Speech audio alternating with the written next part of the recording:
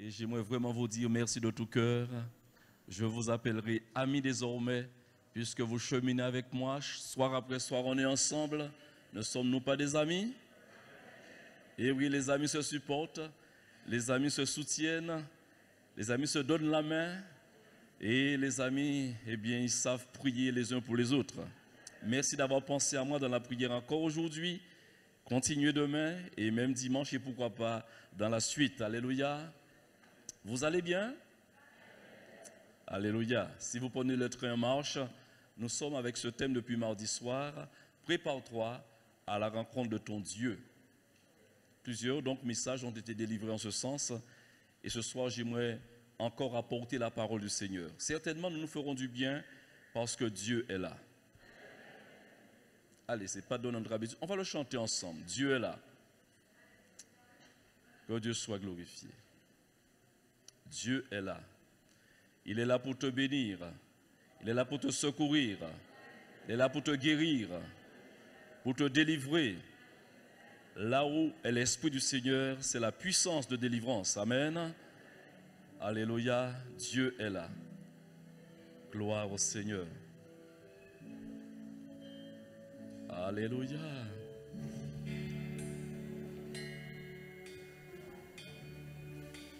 Dieu est là. Dieu est là.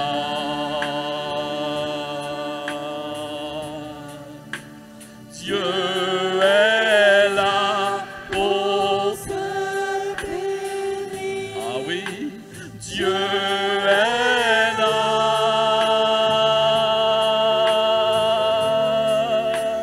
Dieu est là pour secourir,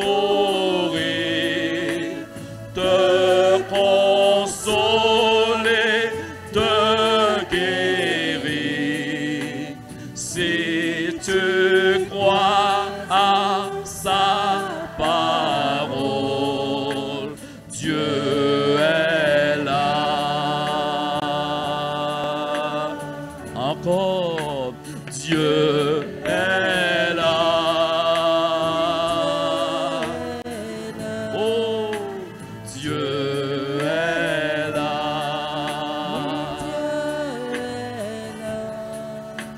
Dieu est là pour te bénir.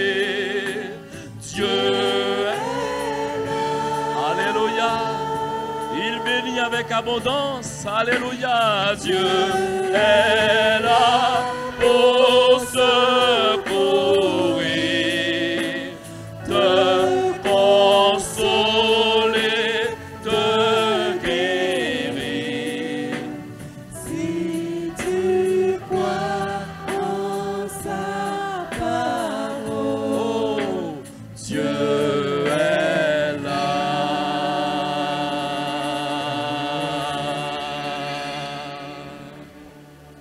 Alléluia. C'est la confession des enfants de Dieu. Nous confessons sa présence au milieu de nous, puisque c'est là une certitude. Jésus a dit, là 2 ou 3 seraient assemblés en mon nom, je suis au milieu d'eux. J'aimerais ce soir souligner que le christianisme n'est pas n'importe quoi.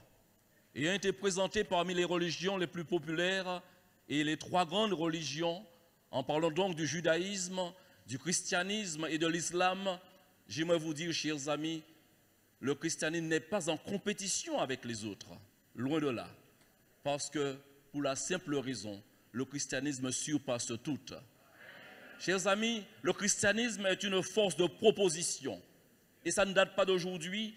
Les derniers siècles, chers amis, depuis son apparition, quand le Christ est venu apporter ce nouveau, je dirais cette nouvelle doctrine, comme certains l'ont appelé en son temps, Jésus-Christ n'a cessé de faire des exploits et des prouesses. Un homme a déclaré à juste titre, l'évangile est une puissance de Dieu pour le salut de quiconque croit. Une force de proposition, chers amis, pas seulement en matière de religion, mais en matière de transformation de cœur, en matière de transformation des hommes et des femmes, et voire même de la société. Un monde meilleur peut donc s'enclencher Avec les croyants, il y a de l'espoir. Avec les croyants, la société peut s'améliorer. Avec les croyants, nous pouvons donc changer le monde, que Dieu soit glorifié. Des personnes effrayées de l'élan de l'évangile, de la dynamique dans laquelle l'évangile était enclenché, se sont dit, eh bien, ces personnes sont venues pour renverser le monde. Ces personnes sont venues pour nous faire du tort. Et souvenez-vous, en passant par les démons qui ont su confesser, disant à Jésus, tu es venu pour nous perdre. Chers frères et sœurs, vous êtes dans le meilleur. Le meilleur, c'est Jésus-Christ. Amen. Quand on plonge le regard dans le Nouveau Testament, plus exactement dans les évangiles, et notamment le premier livre, Matthieu, eh bien Matthieu retrace la vie de Jésus-Christ, précisant donc sa généalogie, soulignant également son parcours glorieux. Alors vous avez des faits, des histoires qui nous sont rapportées, pas n'importe quelle histoire. Au travers de toutes ces histoires présentées, Jésus n'a cessé de faire du bien. On pouvait donc l'appeler à l'époque, eh bien, le bienfaiteur, le transformateur. Jésus agissait, et cela de ville en ville.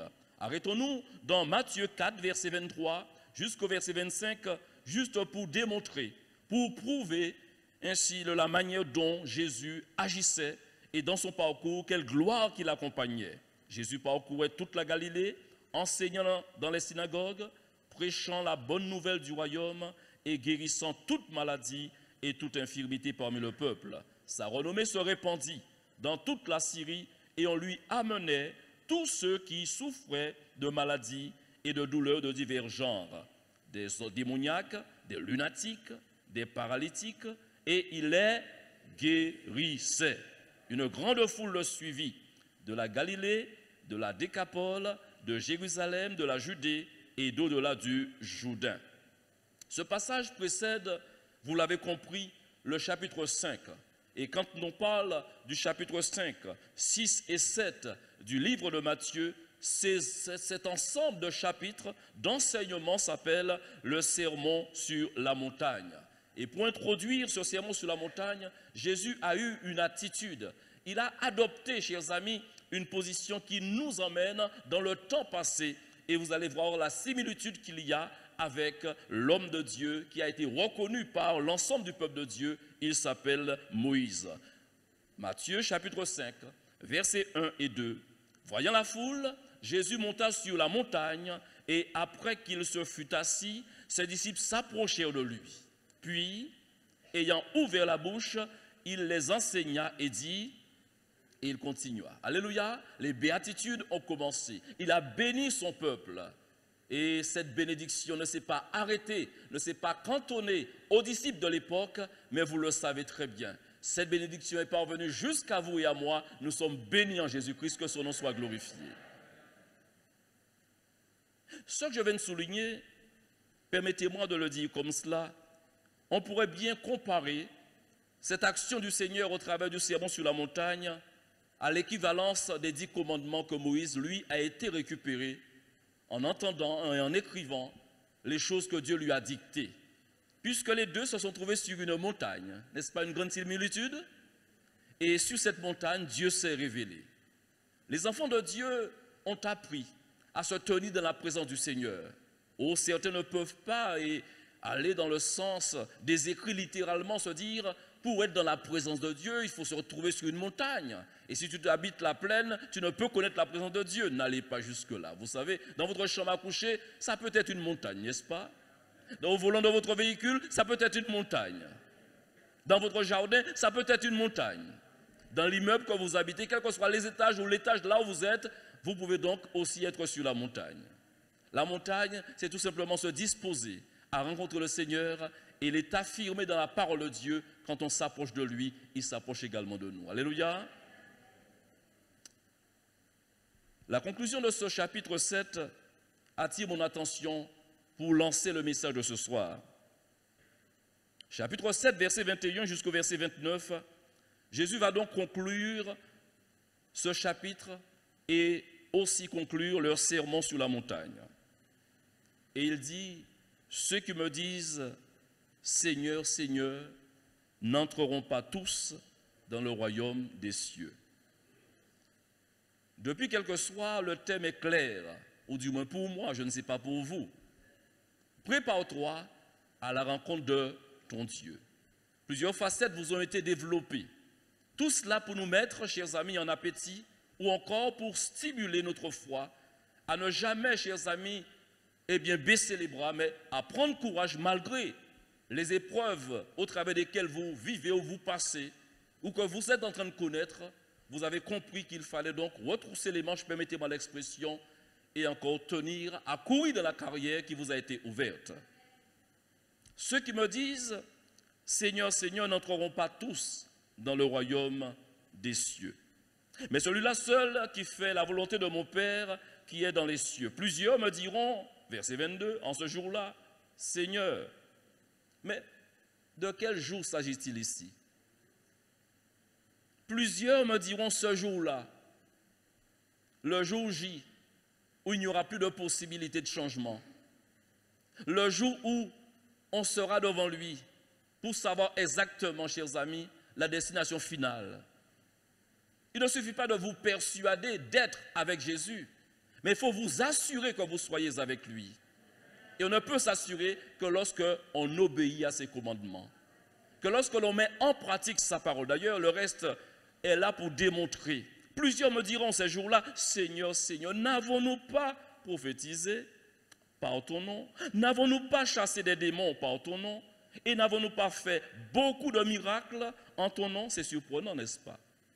Qui pourrait mettre en doute la crédibilité d'un croyant qui aurait un ministère de dons de guérison, de miracles quelconque? Qui pourrait mettre en doute ces personnes? Et pourtant, quand on lit ces écrits, gare à toi, gare à moi, prenons soin de nous et ne nous vantons pas des choses, mais veillons à ce que nos cœurs, chers amis, soient comme Dieu le veut. Ça effraie, hein? Vous n'êtes pas d'accord? Qui a déjà fait des miracles au nom de Jésus? Laissez la main baisser. Vous comprenez là où je veux en venir? Il ne faut pas lire le texte rapidement. Des gens qui ont été vus par les autres comme des personnes quand même. Et pourtant, Jésus leur dira, vous avez beau me dire, nous avons fait des miracles en ton nom. Lisons la suite.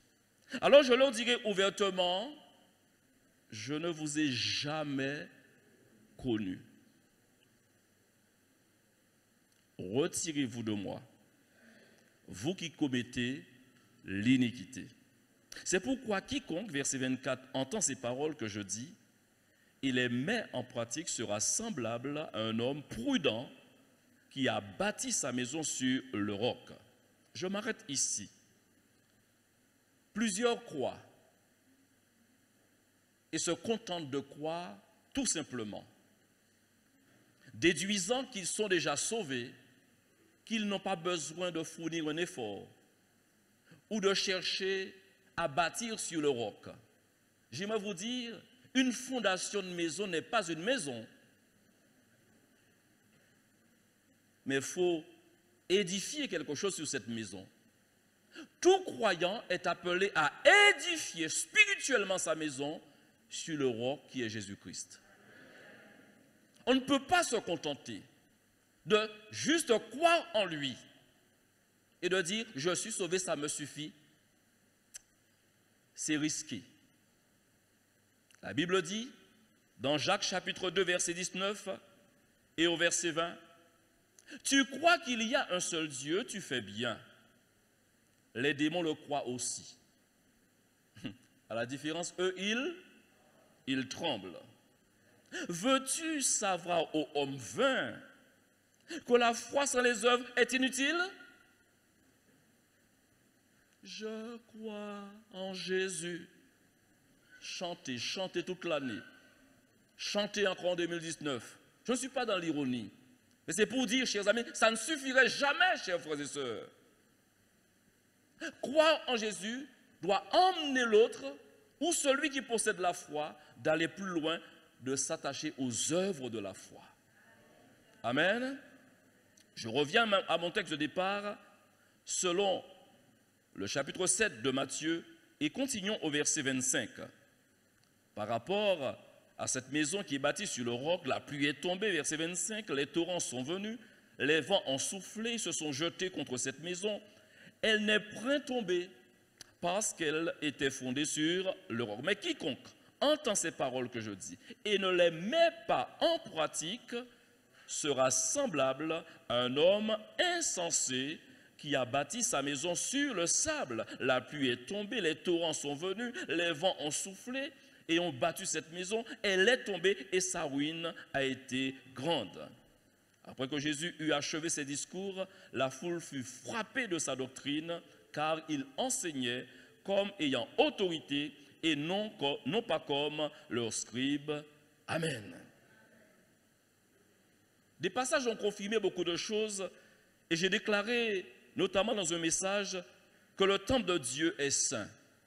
En parlant de la sainteté, en évoquant la sainteté, je vous disais, chers frères et sœurs, que le temple de Dieu est saint et c'est ce que vous êtes. C'est une affirmation. L'Esprit n'a pas voulu vous laisser partir avec un doute pour que vous partiez. Êtes-vous vraiment le temple? Ce n'est pas ce qui a été dit. Mais il a été dit, vous êtes le temple, c'est ce que vous êtes. Vous êtes saint. Vous êtes saint. La sainteté, je vous l'ai rappelé, établit de nouvelles règles de fonctionnement ayant pour base l'amour et la justice. Et je m'étais engagé de revenir pour vraiment, chers amis, m'étendre dessus et vraiment développer ces deux points. La sainteté établit de nouvelles règles. On a beau dire qu'on est saint, on a beau croire que l'on est saint, mais cela va engendrer de nouvelles règles de fonctionnement. Cela aura un impact dans le fonctionnement que nous avons, mais aussi nous donnera deux bases essentielles pour nous permettre de cheminer sur cette terre, l'amour et la justice. La conception, chers amis, de chacun et la considération sera métamorphosée pour ainsi chercher à honorer la sainteté et glorifier le Dieu vivant et vrai qui habite nos cœurs. C'est ainsi que je vais vous lire deux textes dans Matthieu 5, 20 et ensuite 5, 46. Chacun des textes va pouvoir donner une direction aux deux mots que j'ai cités tout à l'heure, la justice et l'amour. Matthieu 5, 20. Car je vous le dis, et c'est Jésus qui parle, si votre justice ne surpasse pas celle des scribes et des pharisiens. La suite, vous n'entrerez point dans le royaume des cieux. Or, nous sommes là justement pour mettre tous les éléments, tous les facteurs, pour considérer tous les facteurs qui pourraient nous pousser, nous propulser dans le royaume de Dieu. Et négliger tout ce qui voudrait nous retenir en arrière parce que je veux entrer dans le royaume. Tu veux entrer dans le royaume. Nous voulons voir Jésus. Alléluia. Jésus dit ici, car je vous le dis que si votre justice ne surpasse pas. J'ai fait allusion tout à l'heure que le christianisme n'était pas dans la compétition, ou du moins en compétition avec les autres religions. Et c'est une réalité. Puisqu'il n'y a pas d'égal au christianisme. Jésus dit ici, si votre justice, mon frère, ma soeur, tu es appelé à vivre, mais à vivre correctement. Es-tu juste dans ce que tu fais? Appliques-tu la justice, quelles que soient les circonstances, à ton avantage ou à ton désavantage? Es-tu juste avec ton prochain? Es-tu juste dans tout ce que tu fais avec les êtres humains que tu côtoies? Jésus dit, si votre justice ne surpasse pas celle des scribes et des pharisiens. Alors, je n'ai pas le temps de développer tout cela. Mais l'ensemble des évangiles mettent en lumière le comportement et l'hypocrisie des scribes et des pharisiens. Ils avaient le nom de Dieu dans leur bouche, mais le nom de Dieu était très éloigné de leur cœur. Ils avaient tout dans l'apparence et rien dans le cœur. Ou du moins, excusez-moi, ils avaient dans le cœur des rapines, de la méchanceté, de la duplicité. Mais personne ne pouvait les égaler dans la bonne tenue et nous parlerons de cela plus tard. Matthieu 5, 46 met en évidence l'amour. Si vous aimez ceux qui vous aiment, quelle récompense méritez-vous?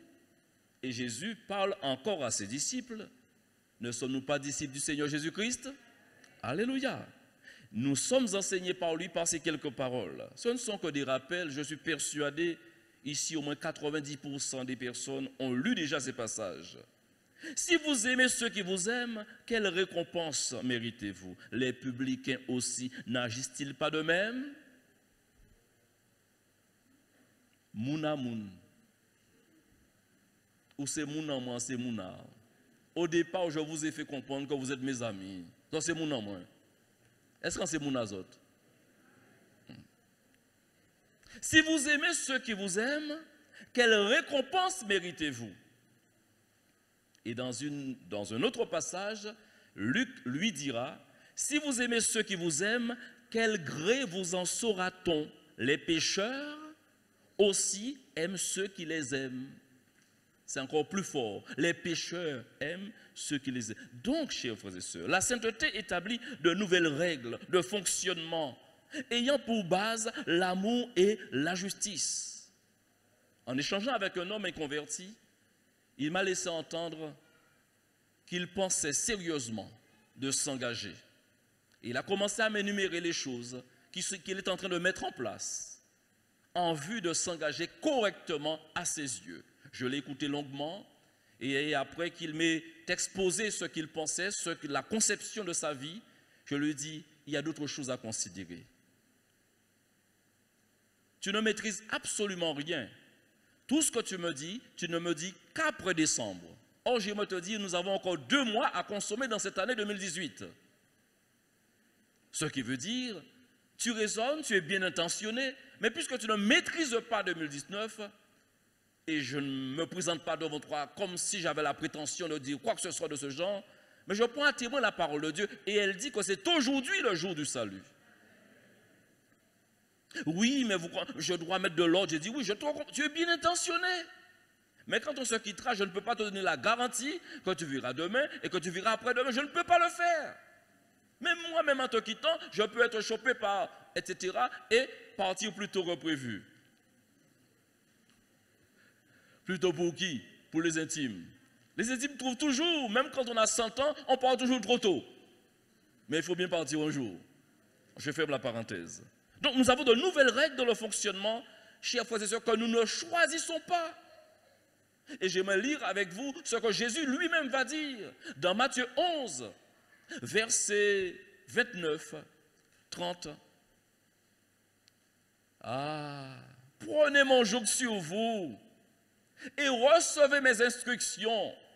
Dit-il, je suis doux et humble de cœur, et vous trouverez du repos pour vos âmes. Car mon joug est doux et mon fardeau léger. Lorsqu'on se plaint, lorsqu'un disciple se plaint, face à ces quelques paroles, on peut s'interroger. Je ne vous ai pas dit que vous êtes sans difficulté. Les difficultés emmènent des plaintes et les plaintes emmènent les larmes, les gémissements. Vous savez la suite. Et ensuite, nous implorons la grâce de Dieu. Le secours de Dieu se déploie sur nous. Alléluia. Puisque le malheur atteint souvent le juste, mais l'Éternel en délivre toujours. Mais ces paroles veulent dire quelque chose. Remontons encore le verset 29. Je vais relire cela avec vous. Jésus dit, prenez mon joug sur vous. Est-ce une réalité? Et recevez mes instructions, car je suis doux et humble de cœur, et vous trouverez du repos pour vos âmes. Car mon joug est doux. Les bœufs tirent. Dernièrement, sur la commune de Petit-Bourg, j'ai vu toute une compétition en train de se mettre en place. Jésus dit, vous savez qu'est-ce que, chers amis, le joug est doux. C'est la barre de bois que l'on place derrière la nuque des bœufs, là, hein? On les place derrière, et pour que ces bêtes-là puissent tirer des charges. Ça fait plaisanterie, ça fait plaisir, ou encore détente pour les compétiteurs. Mais ces bêtes-là, vous les avez déjà vues baver. Je ferme la parenthèse, allez. Jésus nous dit, son joug est doux. Si je vous dis maintenant, est-ce que vous serez choqués? La vie chrétienne, elle est belle. La vie chrétienne est belle. La vie chrétienne est belle. Il n'y a pas d'écho. La vie chrétienne est belle.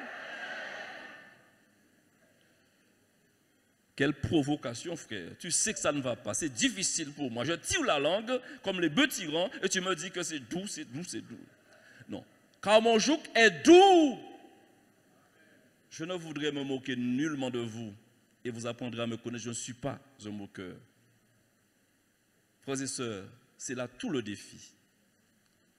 Je vous ai dit que quand Jésus exige quelque chose, c'est qu'il nous en donne la capacité de l'accomplir. Si vous prenez le temps, je ne veux pas vous donner un devoir et pour vous dire dimanche, est-ce que vous l'avez fait le devoir?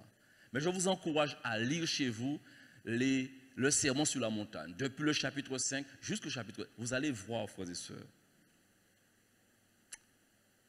les paroles. D'ailleurs, si vous lisez tous les évangiles, même le chapitre de Matthieu, c'est fort. Mais le sermon sur la montagne emmène chaque disciple à s'impliquer. Pour moi, c'est un ensemble de défis qui est placé devant nous. Il est écrit, mais moi je vous dis. Il est écrit, mais moi je vous dis. Mais le vous dit, ce n'est pas à la Besson. Mais vous n'avez pas saisi. Alors je reprends avec vous, frères et sœurs, ne serait-ce que pour sur l'amour. Matthieu 5, verset 46. Et humainement parlant, est-ce à la portée de quelqu'un ce soir? Humainement parlant, je vous dirais non. Ça ne respecte pas la logique humaine. Est-ce que vous êtes d'accord avec moi? Je ne te dirai pas que tu n'es pas chrétien. Tu peux dire oui. Ça ne respecte pas la logique humaine. Si vous aimez ceux qui vous aiment, quelle récompense méritez-vous? Il est en train de nous dire d'aimer qui? Plus fort. Il est en train de nous dire d'aimer. Merci. Ceux qui ne nous aiment pas, c'est une logique ça? Bon, eh bien vous êtes déjà arrivés, je peux clore la prédication. Merci Seigneur, on a réussi. Mais c'est l'objectif, frères et sœurs. Jésus met cette liste pour dire que la sainteté dans nos cœurs, le Saint-Esprit en nous, fait de nous le temple du Saint-Esprit, mais nous accorde une puissance pour que nous vivions et que nous vivions au-delà de ce que les hommes vivent, frères et sœurs. Que nous nous distinguons, que l'on remarque nos bonnes œuvres, que l'on remarque la qualité de vie. C'est pourquoi je vous ai dit, frères et sœurs, c'est comme une révolution pour la société. L'évangile, ce n'est pas juste quelque chose, une nouvelle religion. Il y a tellement de religions. Et la doctrine, je dirais, qui associe, je dirais, l'existence de plusieurs dieux. Le polythéisme, chers amis, n'est pas une chose nouvelle depuis non, ça existait. Mais nous avons, frères et sœurs, un défi à relever. Lorsqu'il y a un chrétien quelque part, ça doit se voir. Amen. Ça se voit. Que Dieu soit glorifié. Alléluia. Aimer et agir avec justice. Les exprimer, frères et sœurs. Aimer, je dirais, encore comme Christ a aimé. Votre justice doit surpasser les autres, je dirais, dans leur comportement. Interrogeons-nous, est-ce que tout ce que nous vivons respecte la sainteté de Dieu? Ceux qui me disent Seigneur, Seigneur, n'entreront pas tous dans le royaume des cieux, mais celui-là seul qui fait la volonté de mon Père qui est dans les cieux. L'heure, frères et sœurs, l'heure n'est plus à la figuration. L'heure est plutôt à la consécration. L'heure n'est pas à la figuration. On fait de la figuration. Mais on est plutôt, l'heure est à la consécration. Préoccupe-toi de sauver ton âme.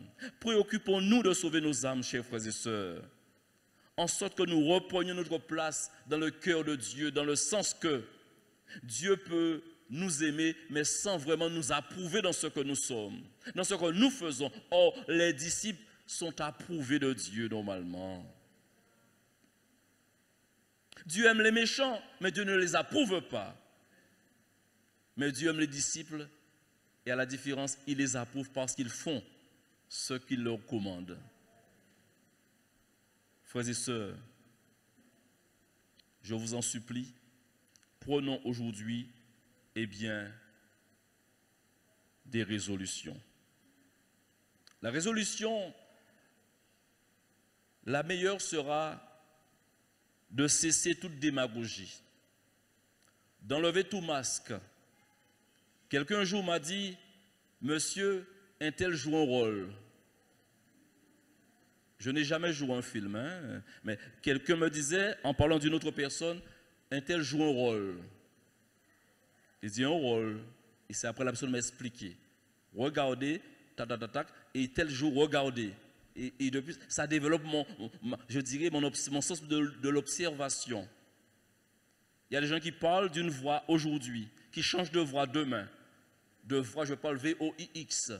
Il y a des gens qui prennent une allure, vous dites, mais pourquoi cette allure aujourd'hui, demain une autre allure, en fonction des contextes de vie, en fonction du milieu fréquenté. Ça change tout le temps. Jésus est le même. Jésus est le même. Hier, aujourd'hui et éternellement. La fiction a voulu que des auteurs, des metteurs en scène mettent des films, et même on a parlé d'un film, l'homme a deux visages, ou à double visage. Mais le croyant doit avoir un seul visage. J'ai parlé du christianisme, le Christ a eu un seul visage. Encore aujourd'hui, nous parlons de lui, frères et sœurs, parce qu'il n'a jamais été touché par l'hypocrisie. L'hypocrisie, j'en ai touché un mot tout à l'heure, je reviens pour dire qu'il n'a cessé de condamner les scribes et les pharisiens. Condamner dans le sens de condamner leur comportement, leur état de cœur. Il est aujourd'hui certain que vous et moi, nous pouvons être touchés par, je dirais, ce fléau, l'hypocrisie. On ne sait jamais sur quel pied danser avec celui qui est en face de nous, parce qu'il est dans un rôle. Soit cette personne attend de nous une chose bien définie, qu'elle est la seule à savoir, soit aussi c'est juste pour nous supplanter demain dans une histoire. On ne sait pas toujours pourquoi les gens sont bien amis avec nous. Et quelqu'un l'a dit, eh bien de ton meilleur ami peut sortir ton pire ennemi.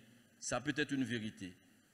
Je ne suis pas en train de faire l'apologie du mal et de dire que cela qui existe. Mais les paroles prophétiques sont là pour nous rappeler que les temps sont mauvais, frères et sœurs. Et je me dois de m'arrêter pendant un instant avec vous sur cela. Lisons dans 2 Timothée chapitre 3, verset 1 jusqu'au verset 5, où il est dit, sache que dans les derniers jours, il y aura des temps difficiles. Car les hommes seront égoïstes, les hommes seront amis de l'argent, fanfarons, hautains, blasphémateurs, rebelles à leurs parents, ingrats, irréligieux, insensibles, déloyaux, calomniateurs, intempérants, cruels, ennemis des gens de bien, traîtres, emportés, enflés d'orgueil. De plus, ces personnes aimeront le plaisir plus que Dieu. Ayant, écoutez bien, j'ai parlé de figuration tout à l'heure, ayant l'apparence de la piété, mais reniant ce qui en fait la force. Éloigne-toi de ces hommes-là. Quand Jésus a dit, plusieurs diront, Seigneur, Seigneur, et leur diront, je ne vous ai jamais connu. C'est justement ces personnes de cette catégorie, des gens qui, toute leur vie, ont joué un rôle.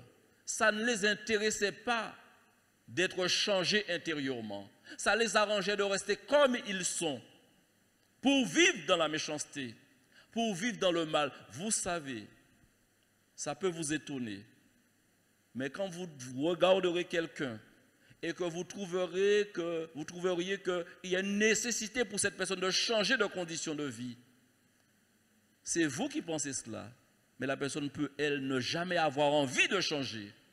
La personne trouve un intérêt à être méchant, dans la méchanceté.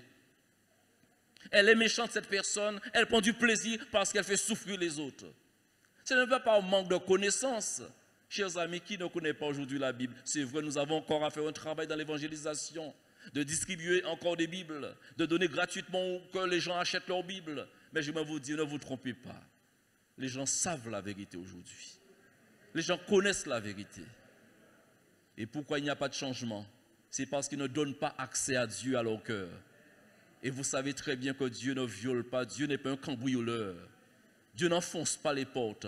Le texte de l'Apocalypse est très clair. Je me tiens à la porte et je frappe. Si quelqu'un entend et m'ouvre, à ce moment-là, j'entrerai et ça se passera bien. Je transformerai. C'est comme les sœurs, fin d'année, on bouge les meubles, on déplace les choses, n'est-ce pas vrai, mes sœurs?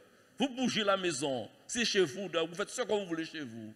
Alors quand on invite Dieu à entrer dans notre cœur, Dieu fait ce qu'il veut. Désormais, c'est chez lui. Amen. Il bouge les choses, les transformations. Alléluia.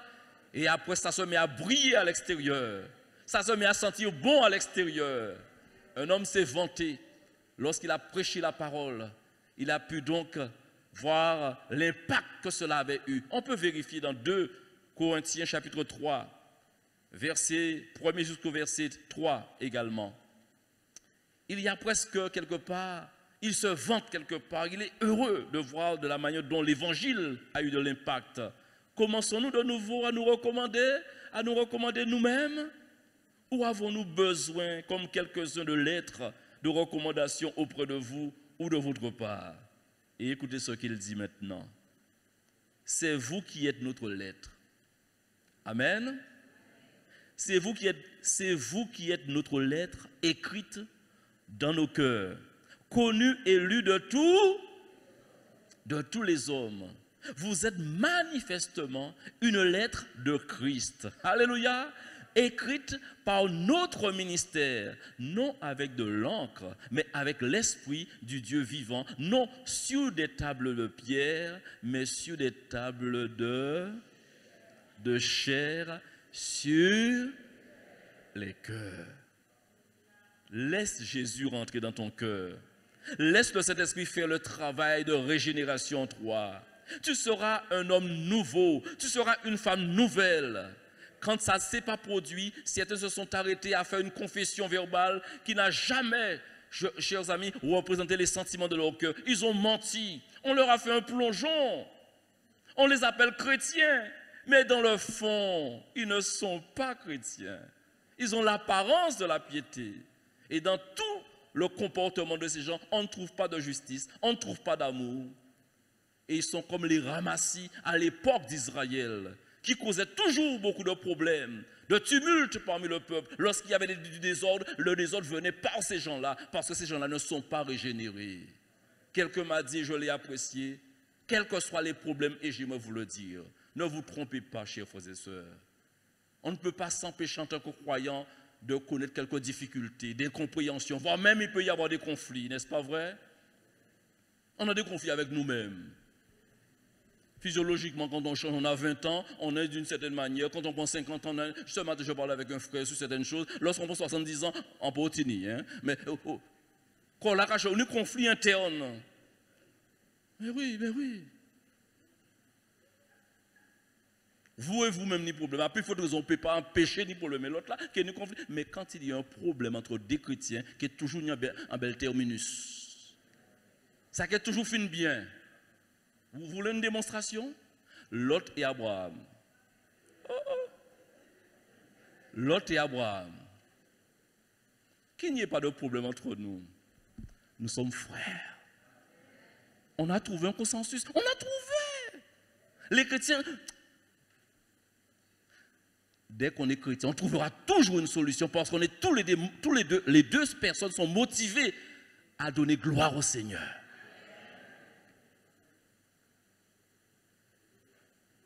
Alléluia.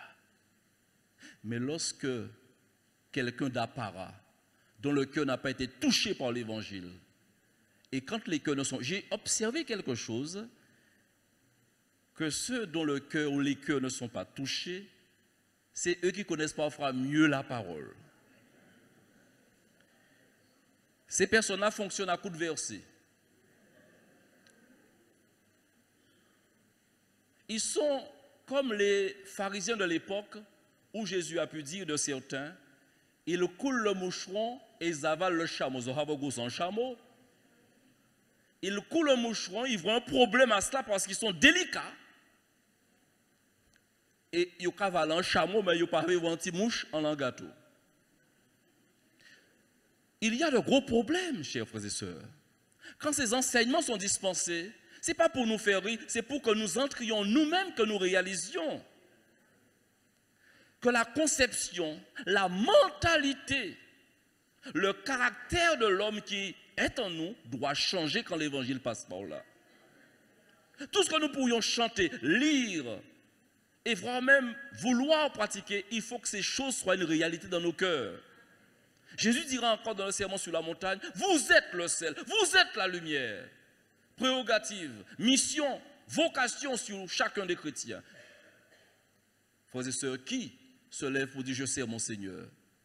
Nous pouvons trouver des excuses ou chercher des excuses, mais nous avons besoin de savoir que le Christ a écrit, je vous le disais hier soir ou avant-hier soir, que le Seigneur a écrit un plan sur chacune de nos vies. Et c'est à chacun de discerner ce que Dieu attend de nous pour que nous disions que ta volonté soit faite. Mais soit faite en quoi? À l'égard de qui? Au bénéfice de qui? Dieu considère chaque disciple, Jésus considère chacun des disciples comme étant des ouvriers entre ses mains. J'étais intrigué et j'ai suivi une émission sur les abeilles. Il y a la reine et il y a les abeilles qui travaillent.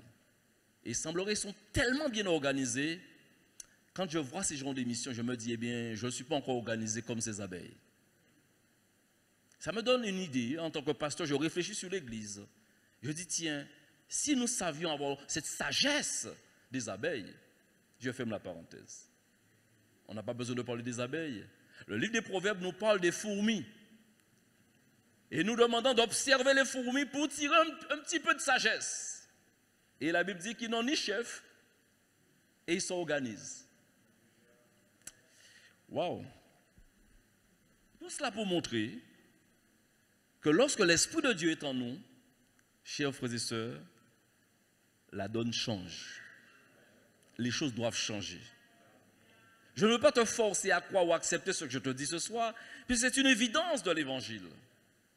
Tout disciple accompli sera comme son maître.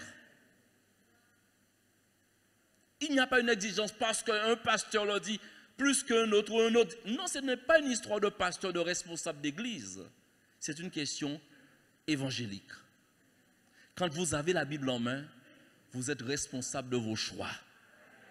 Le Seigneur ne cessera, ne manquera pas de vous parler et de vous interpeller pour que vous preniez votre responsabilité et que vous alliez vers le meilleur. Le Christ, à plusieurs reprises, les gens qui le côtoyaient ont voulu lui tendre des pièges. Ses pires ennemis prenaient une apparence de sagesse pour venir lui tendre des pièges. Mais ils ont toujours remarqué quelque chose. Jésus n'a jamais bougé sa ligne. Vous savez pourquoi? Jésus a dit hautement, fortement, je suis le chemin, la vérité et la vie.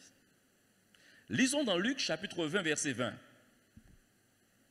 jusqu'au verset 26.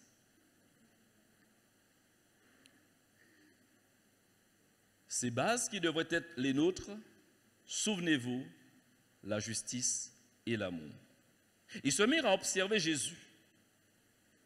Et ils envoyèrent des gens qui feignirent d'être justes pour lui tendre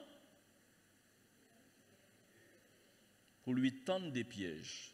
Des gens qui feignent, des gens qui ne sont pas justes, hein? Des gens qui adoptent une attitude. Vous savez, il y a de grands imitateurs dans le monde. Mais des imitateurs dont le fond ne change pas. Un imitateur ne prend jamais la personnalité de l'autre, il imite l'autre, mais jamais ne sera l'autre l'imitateur. Mais ici, remarquez, ils se mirent à observer Jésus, ils envoyaient des gens qui feignent d'être justes pour lui tendre des pièges et saisir de lui quelques paroles afin de le livrer au magistrat et à l'autorité du gouverneur. Ces gens lui posèrent cette question: Maître, nous savons que tu parles. Écoutez la manière qu'ils introduisent. Et à la fin, je vous pose une question à la fin. Maître, nous savons que tu parles et enseignes droitement, et que tu ne regardes pas à l'apparence, mais que tu enseignes la voie de Dieu selon la vérité. Est-ce que ces personnes qui sont fausses disent-ils la vérité ou pas? Les personnes qui se sont approchées de Jésus pour dire à Jésus, pour faire des éloges à Jésus, est-ce que ces personnes-là mentent? Ils disent la vérité. C'est la stratégie parfaite d'un manipulateur. Quand quelqu'un veut obtenir quelque chose de vous, la personne commencera par vous flatter par de vrais talents que vous avez. Il paye menti bas, hein? Si vous faites 1m80, il dit vous faites 1m80, monsieur. Oh là là, quelle hauteur! Non, non, c'est sérieux. Il paye menti bas. Cette personne ne vous mentira pas. Ils ne mentent pas. Mais ils ont une intention derrière la tête. Ils ont une intention derrière la tête. Mais nous savons que tu parles et enseignes droitement. Amen. Et que tu ne regardes pas l'apparence, mais que tu enseignes la voie de Dieu selon la vérité. Amen. C'est ce que Jésus a toujours fait. Et maintenant, écoutez maintenant. Nous est-il permis ou non de payer le tribut de César? Jésus, apercevant leur ruse, leur répondit, montrez-moi un denier. De qui porte-t-il l'effigie et l'inscription? De César, répondirent-ils. Alors il leur dit, rendez à César ce qui est à César et à Dieu ce qui est à Dieu. Il ne peut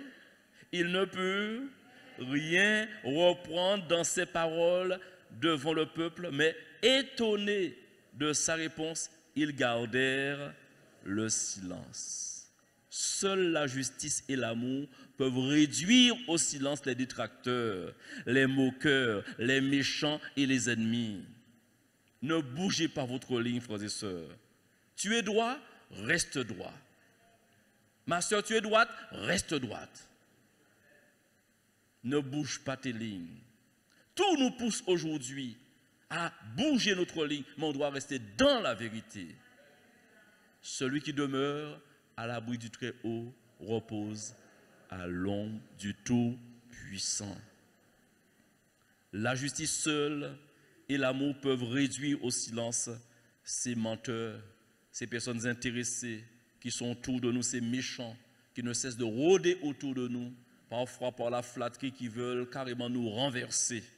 Dans Romains 13, verset 8, une recommandation, pour ne pas dire un ordre que le Seigneur donne à plusieurs, ou ne pas dire à tous ce soir.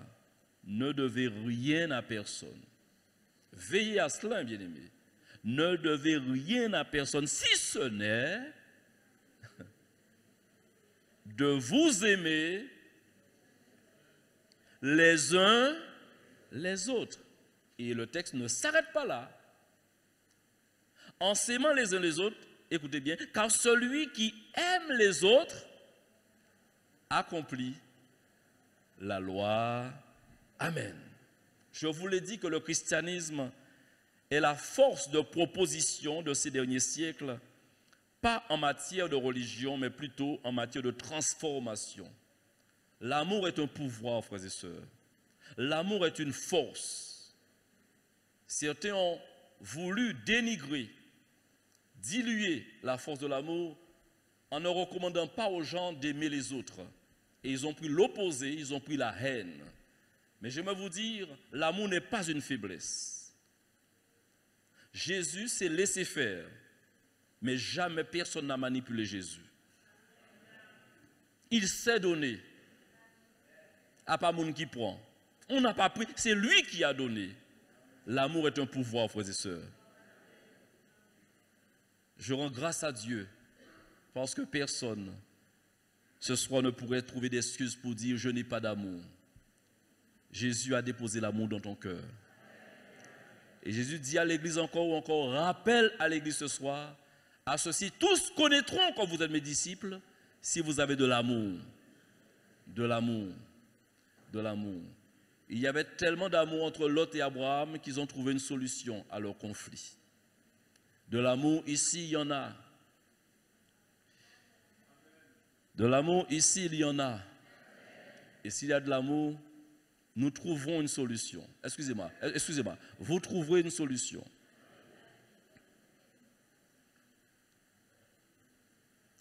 Vous ne pensez pas? Vous trouvez une solution. On ne peut pas permettre à l'aigreur, à l'animosité, à la rancune de nous détruire comme cela. Le temple est à qui?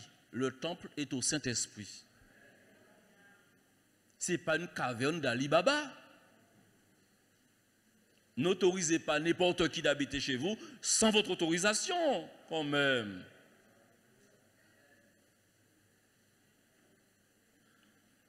Dieu nous dit ne donnez pas accès au diable. C'est que nous pouvons laisser entrer quelqu'un de mal intentionné chez nous.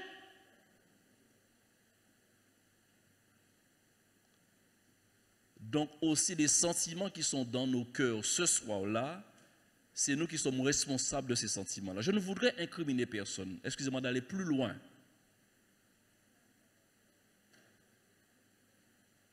En Christ, nous avons toute autorité sur tous les sentiments qui voudraient vandaliser notre maison, entrer de force. C'est nous qui donnons les limites aux sentiments. Chers frères et sœurs, n'oubliez pas le texte de la Genèse chapitre 4.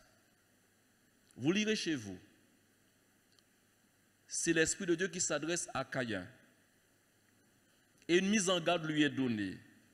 Le mal couche à ta porte, mais toi, domine. En quelques mots, ne laisse pas le mal rentrer. Tu as le pouvoir de laisser le mal à ta porte, de faire de la résistance. Je parlais avec un frère bien-aimé aujourd'hui et il m'a rappelé ce que je disais. Il m'a dit, heureusement, frère, tu l'as dit, il faut être courageux en tant que chrétien. Qu'est-ce que vous en pensez? Parce qu'à un moment donné, c'est comme les parents qui ont des petits-enfants. L'enfant a compris. À force de répéter, maman, maman, donne. Tu es fatigué à un moment donné, tiens. Mais quand une maman est bien et pas trop fatiguée, tu peux toujours crier. Je t'ai déjà donné suffisamment, tu ne m'as pas me fait donner davantage. C'est pas de la haine, non, c'est de l'amour. Voilà. Eh bien, le mal tourne autour de nous pareillement, frères et sœurs. Satan sait. Les prédateurs, encore les émissions, on dit qu'on parle de télévision. Quand on montre les tigres, les lions qui chassent, ces bêtes-là, une patience. Messieurs. Ces bêtes-là attendent le moment pour attaquer. Ni avant, ni après. Quand c'est un petit peu 3 secondes trop tard, ils manquent leur proie. Et ils tirent instruction pour la prochaine proie pour se dire, au moment opportun, ils vont bondir et tu n'as aucune chance. Frères et sœurs, quel est l'animal que Dieu nous cite pour nous parler de Satan? Un lion. Comme un lion, il tourne, cherchant qui il fera un petit baiser. C'est ça. Qu'il dévorera. Ça n'a pas changé avec Satan. Et c'est un avantage pour nous. Il n'a pas changé. Il change de stratégie, mais au fond, c'est toujours la même personne. Heureusement, Jésus n'a pas changé, c'est notre défenseur. Amen. Et dans cela, frères et sœurs, je parle des sentiments, je ne perds pas mon fil. Il faut veiller à ce que les sentiments les plus mauvais ne viennent pas faire leur nid ou leur territoire chez nous. Pendant un moment, on est bousculé par un événement, on ne s'y attendait pas, on est déstabilisé. 1001 pensées nous passent à l'esprit, n'est-ce pas vrai? C'est pourquoi sur la colère, ne prenez pas de décision sur la colère. Laissez passer la nuit. Ce n'est pas la nuit qui porte conseil. C'est la réflexion qui porte conseil. Et vous allez voir, le lendemain, vous changez. Je pensais dire cela. Ça m'est déjà arrivé. Ne me regardez pas comme cela. Et parfois, je vais dans une chose assez serrée et je dis, allez, non. Et le lendemain, je dis, finalement, doudou. Heureusement, je peux être toujours là. Alléluia. Frères et sœurs, je ne vais pas plus loin, j'ai assez dit ce soir. Mais j'aimerais vous dire, frères et sœurs, on a besoin d'être soumis au Seigneur. On a besoin de laisser le Seigneur toute latitude pour gérer notre vie. Je veux terminer sur ce mot, sur la gestion. Soumettez-vous. Soumettez-vous à Dieu. Soumettez-vous à Dieu. La soumission n'est pas une faiblesse. On décide de se soumettre. Il faut être courageux pour se soumettre. Parce que la rébellion est dans l'homme naturellement. Alors ce soir, entendez l'appel du Seigneur.